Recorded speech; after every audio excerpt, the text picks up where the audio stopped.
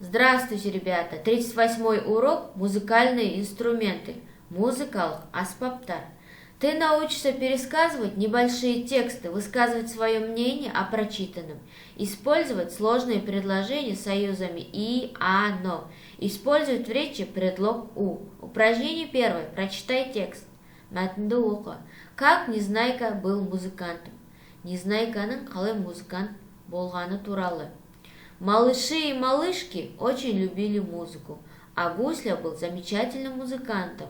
У него были разные музыкальные инструменты, он часто играл на них, и малыши слушали музыку и хвалили его. Балалар музыканы қатты жақсы көрді, ал Гусля болса керемет музыкант, және оның түрлі музыкалық аспаптары бар. Ол соларда жиі ойнайтын, және балалар оны тыңдайтын, және оны мақтайтын. Незнайка захотел, чтобы и его хвалили, и решил стать музыкантом. Сначала он попробовал играть на балалайке, затем на скрипке, а потом сказал: «Они слишком тихо играют». Гусля дал ему большую медную трубу. «Вот это хороший инструмент!» – обрадовался Незнайка. «Громко играет». Незнайкада музыкант болғысы келді, және оны да мақтағанын қалады. Және ол ең бірінші балалайкіде ойнады, кейін скрипкада ойнады, кейін былай деді: «Бұлар жай ойнайды». Және Гусля оған мыс құбырды берді. «Міне, бұл керемет аспап» деп қуанды Незнайка. Қатты ойнайды. Мыс құбыр бұл суреттегі медная труба. Кто такой Гусля? Почему Гусля пишется с большой буквы? Гусля деген кім? Неге ол үлкен әріппен жазылады? Почему Незнайка захотел стать музыкантом? Неге Незнайка музыкант болғысы келді? На каких инструментах попробовал играть Незнайка? Почему он выбрал большую медную трубу? Неге Незнайка үлкен мыс құбырлы аспапты таңдады? Және ол қандай музыкалық аспаптарда ойнады? Выпиши из текста два сложных предложения с союзами «и», «а». Мәтіннен екі күрделі сөйлемді жазамыз. «И», «а» союздары бар. Составь схему этих предложений. Осы сөйлемнің сызбасын сызамыз. Дальше у нас упражнение 2. Составь предложение. Екінші жаттығу. Сөйлем құра. Замени картинки словами и запиши предложение. Суреттегі заттарды атауын жазамыз және сөйлем құрастырамыз. У Саната, например, что? Правильно, домбра. У Димы что? Правильно, баян. Молодцы. Остальные предложения запишите сами. Қалған сөйлемді өзіңіз жазасыз. Упражнение 3. Поработай текстом. Мәтінмен жұмыс жаса. Раздели его на предложения. Сколько предложений будет? Как на письме определить границы предложения? Сөйлемдерді бөл. Және неше сөйлем шықты? Сөйлемнің шегін қалай білеміз? Қалай анықтаймыз? Задание. Запиши третье предложение. Үшінші сөйлемді дәптерге жазамыз. Задай вопрос к словам у Сережи. Сережада деген сөзге сұрақ қоямыз. Почему Сережа пишется с большой буквы? Неге Сережа деген сөз үлкен әріппен жазылады? Ответьте на вопросы. Запомни и запиши. Домбра, балалайка, жетіген, гусли, музыкальные инструменты. Упражнение 4. Проведи мини-исследование. Зерттеу жұмысын өткіз.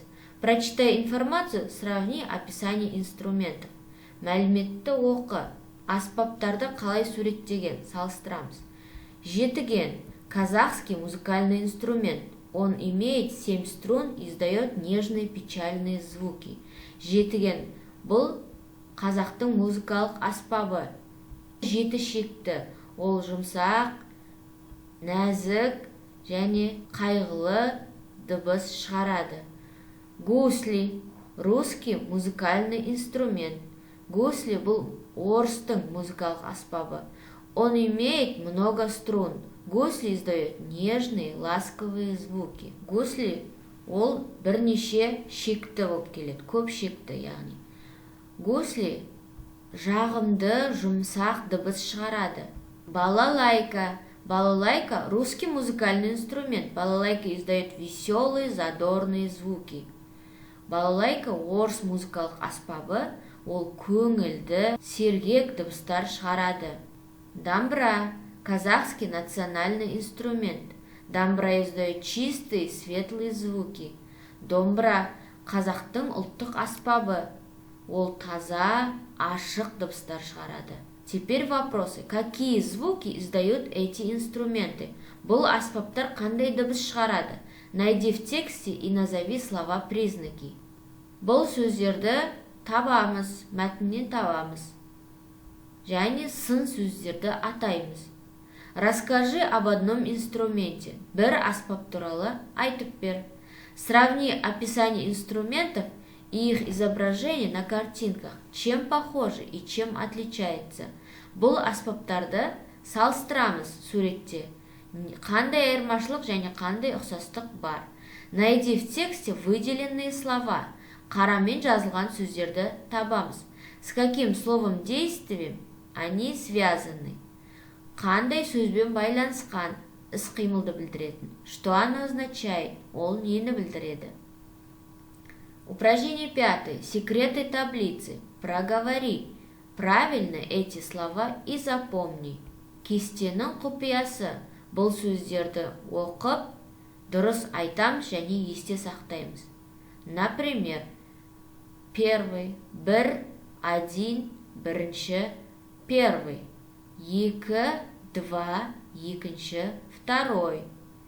Теперь вы сами должны прочитать остальные слова. Қалған сөздерді өзіңіз оқисыз. Упражнение 6. Обоснуй. Раздели музыкальные инструменты на две группы и запиши в два столбика. Анықтаймыз. Музыкалық аспаптарды екіге бөлеміз. Екіге бөліп жазамыз. Посмотри, какие инструменты стоит на рисунке. Суретте қандай аспаптар тұр? Раздели эти музыкальные инструменты на две группы. Осы аспаптарды екіге бөліп жазамыз. Ребята, если вы вместе со мной поработали, вы молодцы. Урок окончен. До свидания.